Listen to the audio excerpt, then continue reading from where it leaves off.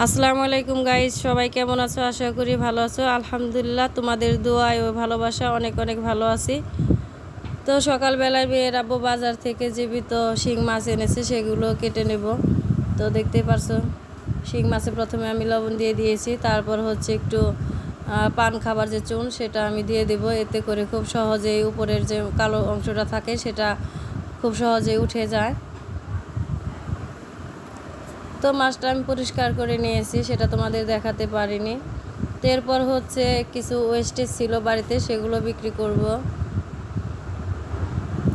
Wastage নেওয়ার জন্য কয়েকজন লোক আসছে, তো কিছুটা বিক্রি করবে আমার ছোটো যা, আর কিছু আমি বিক্রি করব। তো ছোটো যা হিসেব করে লিখছে কোন ওয়েস্টেজ কত কেজি হলো। তো যাই হোক, তারপর রান্না করব। তোমাদের দেখাইছিলাম কিছুদিন আগে আম গাছে আমি কাঁকরোল গাছে চারা দিয়েছিলাম, সেই গাছে আজকে প্রথম কাঁকরোল তুলব।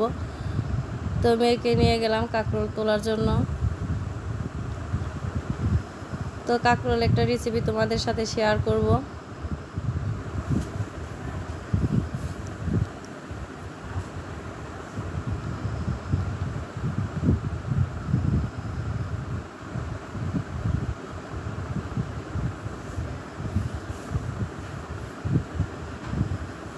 আসলে প্রায় সবজি আমি নিজের হাতে তৈরি করে খাই, আমার কাছে খুবই ভালো লাগে। তো দেখতেই পারছো অনেক সুন্দর কাঁকরোলগুলো দেখতে। এই তো কাঁকরোলগুলোকে আমি চাক ভাজি করব। তো একটা কাঁকরোলকে 2 পিস করে আমি লবণ, হলুদের গুঁড়ো, মরিচের গুঁড়ো দিয়ে 10 মিনিটের মতো মাখিয়ে রেখেছিলাম, তারপরে ভাজি করেছি। এরপর শিং মাছটা রান্না করে নেব।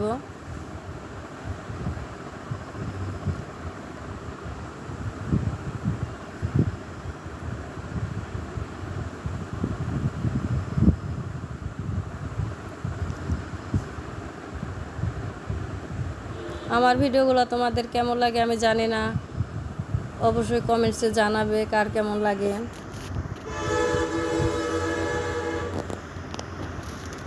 শিং মাছটাকে আমি ভুনা করব, সবজি দিয়ে রান্না করব না।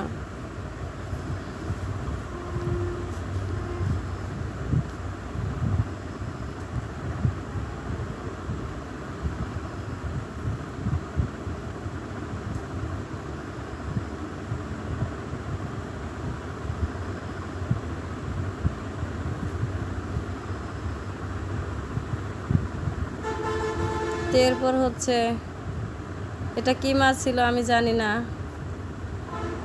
তো সেটা আমি লাউ দিয়ে রান্না করব।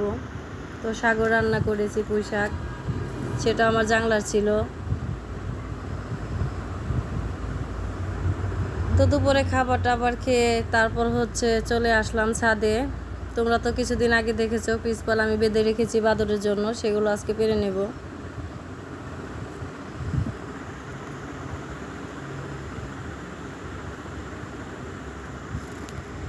ঢেকে না রাখলে একদমই খাওয়া যায় না।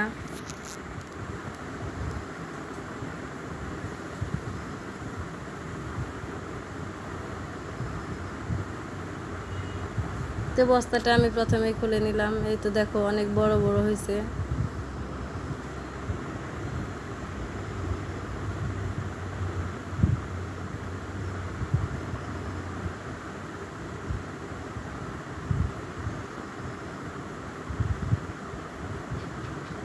দেখতে প্রায় লিচুর মতো আকারে, শুধু গোল।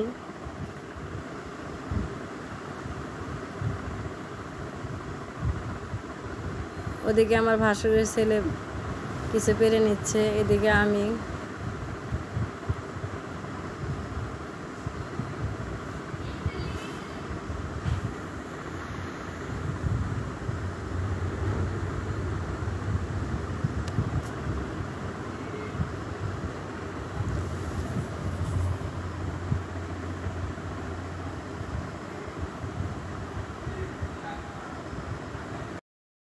মোটামুটি অনেকগুলোই আছে, বাদরে নষ্ট করতে পারিনি। আর ডেটগুলো আমি সেরে রাখবো, সামনের বছরে যেন এইভাবে বেঁধে রাখতে পারি। তো এবার খাওয়ার পালা, সবাই একসাথে বসে খাবো। তো এতটুকু তোমাদের মাঝে শেয়ার করতে পারলাম। ধন্যবাদ সবাইকে পুরো ভিডিওটি দেখার জন্য। আল্লাহ হাফেজ।